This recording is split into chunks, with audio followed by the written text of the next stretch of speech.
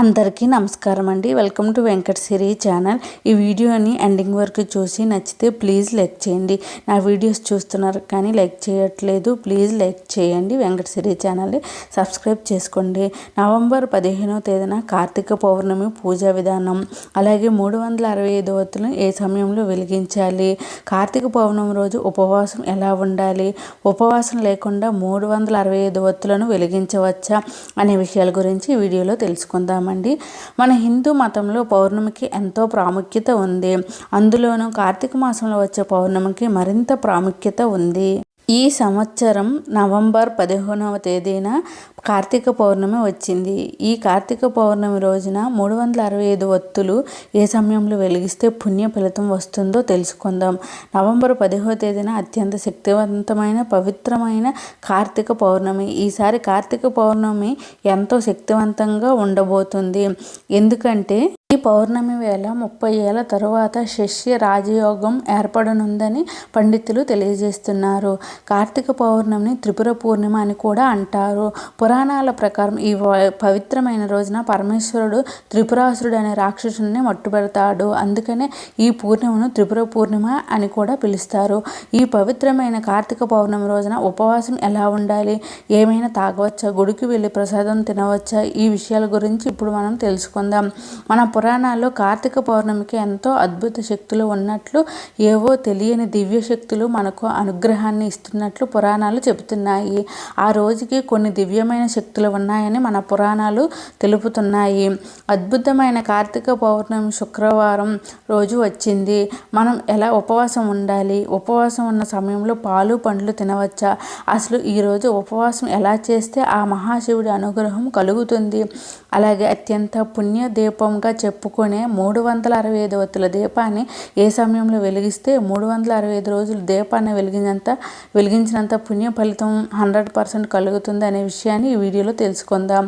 ఎంతో మహిమాన్వితమైన కార్తీక పౌర్ణమి ఈ సంవత్సరం అంటే నవంబర్ 15వ తేదీన వచ్చింది. ఈ మాసంలో మీకు కుదిరినన్ని రోజుల్లో పూజ చేసుకోవడానికి ప్రయత్నించండి. డిసెంబర్ 1వ తేదీన కార్తీక మాసం అనేది ముగుస్తుంది. ప్రతి మాసం లాగానే ఈ మాసంలో కూడా 4 కార్తీక సోమవారాలు ఉంటాయి. ఈ కార్తీక మాసంలో మనం మహాదేవుడు అయిన పరమేశ్వరుని పూజిస్తాము. ఎందుకంటే ఆ పరమేశ్వరునికి ఎంతో ఇష్టమైన మాసం ఈ కార్తీక మాసం. అయితే ఈ కార్తీక మాసంలో ఆ పరమశివుని ఒక్కడనే కాదు, విష్ణుమూర్తిని కూడా పూజించాలి. ఈ కార్తీక మాసంలో విష్ణుమూర్తిని దామోదరుడు రూపంలో కూడా పూజిస్తారు. శివకేశవులకు భేదం లేదని శాస్త్రాలు చెబుతున్నాయి. అందుకనే ఈ మాసంలో శివకేశవులని ఇద్దరిని కూడా మనం ఆరాధించాలి. అయితే ఈ కార్తీక మాసంలో ఎలా పూజ చేయాలనేది ఇప్పుడు మనం తెలుసుకుందాం. ముందుగా ఈ కార్తీక మాసంలో కార్తీక స్నానాలు అనేవి తప్పనిసరిగా చేయాలి. అయితే కార్తీక స్నానం తెల్లవారుజామున బ్రహ్మముహూర్తంలో చేస్తే మంచి ఫలితాలు ఉంటాయి. అంటే ఉదయం 4 గంటల నుండి 5 గంటల లోపు ఈ కార్తీక స్నానం అనేది చేయాలి. మీకు వీలుంటే మీకు దగ్గరలో నది కానీ కాలువ కానీ బావి కానీ ఉంటే మీరు ఈ స్నానాలకు అక్కడికి వెళ్ళి చేస్తే చాలా శుభప్రదం. అలా అందుబాటులో లేకుంటే మీ ఇంట్లోనే ఈ కార్తీక స్నానాలను చేయవచ్చును. మీరు నీటిని తీసుకొని నీటిలో కొద్దిగా గంగాజలం కానీ పసుపును కానీ వేసుకొని గంగా గంగా గంగా అని 3 సార్లు చేతితో తిప్పుతూ మీరు గంగాదేవిని తలుచుకుంటే గంగాదేవి ఆ నీటిలోకి ప్రవేశిస్తుందట. తర్వాత మీరు ఆ నీటితో స్నానాలు అనేవి చేయవచ్చు. ఇలా కూడా కుదిరిన వారు ఒక నైట్ అంతా బకెట్ నీటిని చంద్రుని కాంతిలో ఉంచి ఆ నీటితో స్నానం చేసినా సరిపోతుంది. ఈ మాసం అంతా చంద్రుడు చాలా ప్రకాశవంతంగా ఉంటాడు కాబట్టి అటువంటి చంద్రునికి కిరణాలు పడిన నీటితో స్నానం చేసినా చాలా మంచిది. అయితే స్నానం అనేది చన్నీటితో చేయాలి, వేడి నీటితో చేయాలంటే కార్తీక స్నానం అనేది ఎప్పుడూ కూడా చన్నీటితోనే ఆచరించాలి. అప్పుడే మీకు మంచి ఫలితం ఉంటుంది.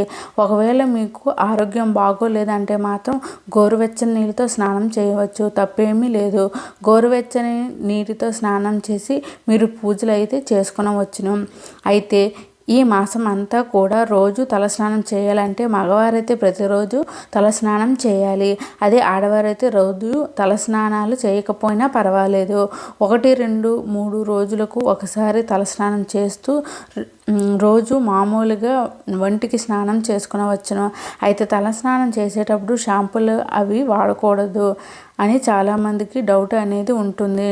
మామూలు రోజుల్లో షాంపూ వాడుకోవచ్చు, ఏం పర్వాలేదు. కానీ కార్తీక సోమవారాలు, ఏకాదశి, ద్వాదశి, పౌర్ణమి వంటి రోజుల్లో షాంపూ పెట్టకూడదు. తలస్నానం చేయలేని రోజున కొద్దిగా పసుపును ముఖానికి రాసుకోండి. అలాగే కాలికి చేతులకి కూడా రాసుకోండి. పాదాలకు కూడా పసుపును రాసుకోండి. ఇలా పసుపు రాసుకోవడం వలన మీరు తలస్నానం చేసినంత ఫలితం వస్తుంది. ఈ విధంగా అయితే ఇంటి దగ్గర మీరు కార్తీక స్నానం అనేది చేయవచ్చు. ఆ తర్వాత ఇంటిని అంతా కూడా శుభ్రం చేసుకోవాలి.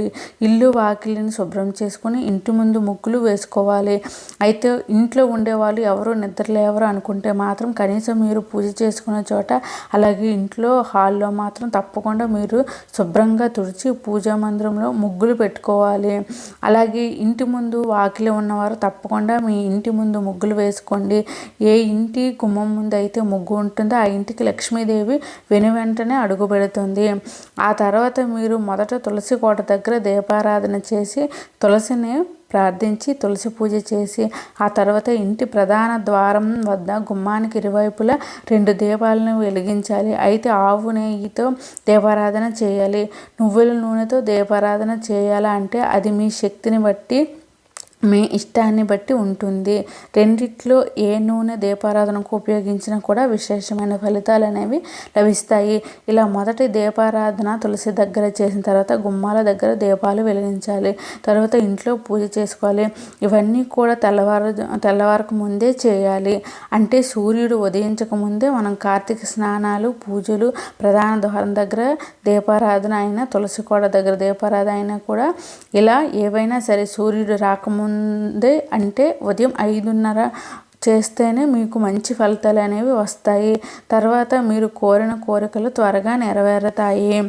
అలాగే ఈ మాసంలో సూర్యుడు అస్తమించిన తర్వాత కూడా దీపారాధన చేయాలి. అంటే ఉదయం, సాయంత్రం, సంధ్య వేళల్లో ఈ దీపారాధన అయితే తప్పకుండా చేయాలి. ఇలా సింహద్వారం దగ్గర దీపారాధన చేసుకొని ఆ గుమ్మానికి దండం పెట్టుకొని ఆ తర్వాత పూజ మందిరంలో పూజ చేసుకోవాలి. అలాగే పూజా మందిరం ముందు రోజు పెట్టిన పూలు, నైవేద్యాలు, ఇంకా దీపపు కుందులు అవన్నీ కూడా తీసేసి శుభ్రం చేసుకోవాలి. ఆ తర్వాత పూజ గదిలో ముగ్గు వేసుకోవాలి. మీకు కానీ వీలుంటే తప్పకుండా పూజా మందిరంలో ముగ్గు వేసుకొని పూజ చేయడానికి ప్రయత్నించండి. ఆ తర్వాత మీ పూజా మందిరంలో ఉన్న చిత్రపటాలను అందంగా పూలతో అలంకరించుకోండి. కార్తీక మాసంలో ఈ పూజలన్నీ ఆనవాయితీ ఉంటేనే చేయాలంటే అవసరం లేదు. కార్తీక మాసంలో ప్రతి ఒక్కరు కూడా ఈ కార్తీక స్నానాలు, దీపాలు వెలిగించుకోవడం, తులసిని పూజించడం ఇవన్నీ కూడా ప్రతి ఒక్కరు కూడా చేసుకోవచ్చు. దీనికి ఆనవాయితీ అయితే ఏమీ అవసరం లేదు. ప్రత్యేకించి కార్తీక మాసంలో చేసే పూజల వలన 1,000,000 రెట్లు పుణ్యఫలం అయితే లభిస్తుంది. శివపార్వతుల పటాన్ని, మిగిలిన దేవతల చిత్రపటాలను అందంగా అలంకరించుకున్న తర్వాత దీపారాధన చేసుకోవాలి. ఆవు నెయ్యిని కానీ, నువ్వుల నూనె కానీ దీపపు కుందుల్లో పూసి 3 ఒత్తులను లేదా 2 ఒత్తులను కానీ వేసి దీపాలను వెలిగించుకోండి. ఒకవేళ నెల రోజులు మీకు కుదరదు అనుకుంటే మీకు ఎన్ని రోజులు వీలైతే అన్ని రోజులు చేసుకొనవచ్చును. ఎందుకంటే కొంతమంది ఆడవారికి నెల మధ్యలో అడ్డంకులు వస్తాయి. కాబట్టి అలా వచ్చినప్పుడు ఆ 5 రోజులు వదిలేసి మిగిలిన రోజుల్లో మీకు ఎన్ని రోజులు కుదిరితే అన్ని రోజులు కూడా మీరు పూజలు అయితే చేసుకోవచ్చు. ఇక్కడ ప్రధానమైనది ఏమిటంటే ఎంత భక్తితో ఆ పరమశివుని పూజిస్తున్నాము అనేదే ముఖ్యం. అంతేకాని హంగులకు, ఆర్భటాలకు పోయి భక్తి లేకపోతే మీరు చేసే పూజలకు ఫలితం దక్కదు. మనసు లగ్నం చేసి ఆ శివయ్యను ప్రార్థిస్తే మీరు కోరిన కోరికలు ఖచ్చితంగా నెరవేరుతాయి. 1,000,000 జన్మల్లో పుణ్యం లభిస్తుంది. మీకు ఈ కార్తీక మాసంలో భక్తి శ్రద్ధలతో దీపం వెలిగించి చిన్న బెల్లం ముక్క పెట్టినా ఆ స్వామివారిని మనస్ఫూర్తిగా ప్రార్థించినా సరిపోతుంది. ఇక్కడ ముఖ్యం ఏమిటంటే పూజ చేసుకోవాలనే తలంపు, మనసులో భక్తి శ్రద్ధలు ఉంటే చాలు. అసలు మీ దగ్గర ఏమీ లేకపోయినా సరే మట్టి ప్రమిదలో ఒక దీపం వెలిగించినా చాలు, అదే కొండంత వెలుగునిస్తుంది. ఒకవేళ మీకు ఇంటి దగ్గర పూజ చేయడం కుదరలేదు అనుకునేవారు మీ దగ్గరలో ఉన్న శివాలయానికి వెళ్ళి దీపారాధన చేసుకోవచ్చు. ఇలా చేస్తే మీకు ఇంకా ఎక్కువ పుణ్యం అయితే లభిస్తుంది. కాబట్టి మీ ఇంటి దగ్గర దీపారాధన చేయలేకపోతే గుడికి వెళ్ళినా సరే మీరు దీపారాధన చేసుకొనవచ్చును. మేము ఈ నెల అంతా చేయలేము అనుకుంటే కార్తీక సోమవారాలు ఉన్నాయి కదా, ఆ కార్తీక సోమవారాలు మీరు దీపం వెలిగించి పరమేశ్వరుని ఆరాధించి మీ సంకల్పం చెప్పుకోండి. ఎంతటి పేదవారైనా ధనవంతుడు అయ్యేలా మహాశివయ్య ఆశీర్వదిస్తాడు. అంతేకాదు శివ సాయుధ్యం లభిస్తుంది. కార్తీక పురాణం ప్రకారం ఉపవాసం 6 పద్ధతుల్లో చేయవచ్చు అని వివరించడం జరిగింది. మరి ఆ 6 పద్ధతులు ఏమిటో ఇప్పుడు తెలుసుకుందాం.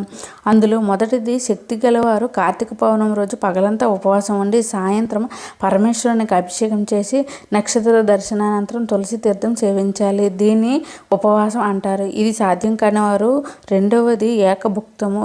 స్నానాద జపాదులను యథావిధిగా చేసుకొని మధ్యాహ్నం భోజనం చేసి రాత్రి భోజనానికి బదులు తులసి తీర్థం మాత్రమే తీసుకోవాలి. దీనిని ఏకభుక్తము అని అంటారు. ఇది కూడా కుదరని వారు మూడవది నక్తము, అంటే పగలంతా ఉపవాసం ఉండి రాత్రి నక్షత్ర దర్శనం తర్వాత భోజనం చేయాలి. దీనిని నక్తము అంటారు. ఈ ఉపవాస పద్ధతి అంటే మహాశివుడికి ఎంతో ప్రీతికరమైనది. ఇది కూడా సాధ్యం కాదు అన్నవారు నాలుగవది అయ్య చిత్త మహా, అంటే భోజనానికి తమ ప్రయత్నం చేయకుండా ఎవరైనా సరే వారికి వారే పిలిచి మరీ భోజనం పెడితే భోజనం చేయడం. ఇది కూడా సాధ్యం కాకపోతే ఐదవది స్నానం. ఈరోజు స్నానం ఆచరించి శివ పంచాక్షర మంత్రం జపించడం. దీనిని స్నానము అంటారు. మాకు జపించడం చేత కాదు, తెలియదు అన్నవారు చివరిది ఆరవది తిలదానం, అంటే ఈరోజు నువ్వులను దానం చేసినా సరిపోతుంది. దీనిని తిలదానము అని అంటారు. ఈ ఆరింట్లో ఏదో ఒకటి ఖచ్చితంగా ఆచరించాలి. ఏది కూడా ఈ కార్తీక పౌర్ణమి రోజు ఆచరించకుండా ఉంటే అలాంటి వారు 8 యుగాల పాటు కుంభీపాక రౌరవాది నరకాలను పొందుతారని కార్తీక పురాణం వివరిస్తుంది. కాబట్టి 8 ఏళ్ల లోపు పిల్లలు, 80 ఏళ్ళు దాటిన వృద్ధులు, రోగపీడలు ఉన్నవారు, శ్రామికులు, కర్షకులు, శరీరం సహకరించిన వారు, ఏదైనా కారణంగా ఆటంకం వచ్చిన వారు తప్ప ప్రతి ఒక్కరూ ఈరోజు ఉపవాసం చేయాలి. ఇంకా చాలామందికి ఉండే సందేహం ఏమిటంటే ఇలా 365 ఒత్తుల దీపాన్ని వెలిగించే క్రమంలో ఖచ్చితంగా ఉపవాసం ఉండాలా, ఉపవాసం లేకుండా 365 ఒత్తుల దీపాన్ని వెలిగించవచ్చా అనే సందేహం కలుగుతుంది. మీరు 365 ఒత్తుల దీపాన్ని స్నానం చేసి ఇంట్లో లేదా గుడిలో వెలిగించుకోవచ్చు. ఉపవాసం ఉండాలి అనే నియమం లేదు. ఉంటే చాలా మంచిది అంటారు, కానీ ఖచ్చితంగా ఉండాలి అనే నియమం లేదు. ఉపవాసం లేకుండా కూడా ఈ 365 ఒత్తులను స్నానం చేసి వెలిగించవచ్చు. ఇంకా చాలామంది ఉపవాసం అంటే కనీసం మంచినీళ్ళు కూడా తాగకుండా చేస్తారు. కానీ ఈ కార్తీక పౌర్ణమి రోజు అంత కటిక ఉపవాసాలు చేయమని ఎక్కడా కూడా చెప్పలేదు. అంతటి కటిక ఉపవాసాలు మన ఆరోగ్యానికి మంచిది కాదని గ్రహించిన మన మహర్షులు మనకు ముందుగానే తెలియజేశారు. కేవలం ఒక్క ఏకాదశి రోజున మాత్రమే చేయాలని పెట్టారు. మిగిలిన రోజులలో దానాలు చేయాలని సూచించారు. కార్తీక పౌర్ణమి రోజు మీరు కఠిన ఉపవాసం ఉండాల్సిన అవసరం లేదు. చక్కగా బ్రహ్మముహూర్తంలో ఉదయాన్నే నిద్రలేచి తలస్నానం చేసి కార్తీక దీపం వెలిగించాలి. తర్వాత తూర్పు వైపు నక్షత్రాలను చూసి నమస్కరించుకోవాలి. తర్వాత ఉపవాస దీక్ష స్వీకరించి పాలు, పండ్లు లాంటివి తినడం, మధ్య మధ్యలో పండ్ల రసాలు తాగడం, సూర్యాస్తమయం తర్వాత ఇంట్లో లేదా గుడిలో 365 ఒత్తులను వెలిగించుకొని నక్షత్ర దర్శనం అయ్యాక భోజనం చేయాలి. అంతేకాని కఠిన ఉపవాసాలు చేయాలని నియమం లేదు. పండ్లు, ద్రవ పదార్థాలు, తేనీరు, పండ్ల రసాలు కూడా తాగవచ్చును. అలాగే గుడిలో ఇచ్చే స్వామి ప్రసాదాన్ని కూడా తినవచ్చు. పాలు కూడా తాగవచ్చు. అలాగే ఈ ఉపవాసం ఉండలేని వారు బ్రహ్మముహూర్తంలో స్నానం చేసి యథావిధిగా ఇంట్లో పూజ చేసి 365 ఒత్తుల దీపాన్ని వెలిగించవచ్చు. కాబట్టి కార్తీక పౌర్ణమి రోజున మీరు 365 ఒత్తుల దీపాన్ని వెలిగించాలంటే ఖచ్చితంగా ఉపవాసం ఉండాలనే నియమం ఏమీ లేదు.